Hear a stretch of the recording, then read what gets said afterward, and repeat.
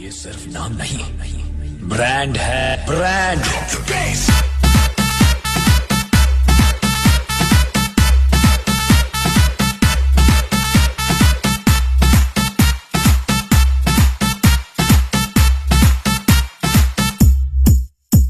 Brand है, brand.